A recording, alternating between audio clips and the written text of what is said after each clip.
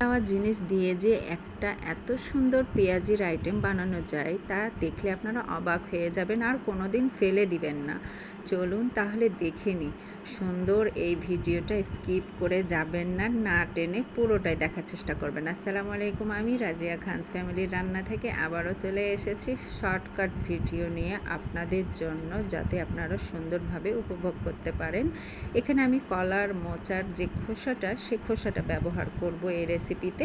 এটা আমরা মূলত ফেলেই দিই, কোনো কাজে আসে না। আমরা এটার ভাজি করার জন্য ভিতরের যে ফুলটা থাকে সেটা নিয়ে নিই, ওপরের খোসাটা কিন্তু প্রায় আমরা ফেলেই দিই।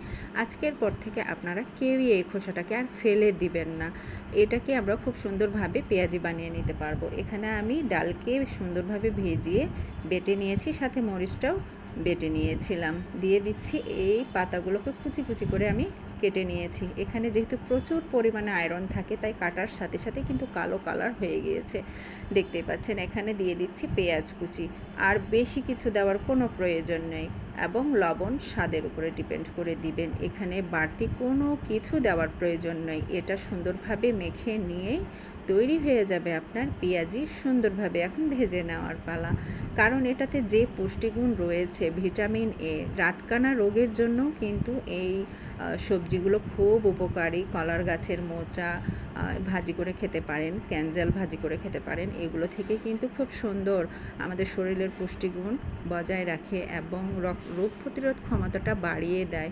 এবং এনিমিয়া, বিশেষ করে আমার জন্য অনেক বেশি প্রয়োজনীয়, কারণ আমি এনিমিয়া পেশেন্টদের জন্য এই সবজি বড়া যার যেভাবে ইচ্ছা বানিয়ে খেতে পারেন। দেখুন কত সুন্দর চটজলদি তৈরি হয়ে গেল এই সুন্দর পেঁয়াজির রেসিপি।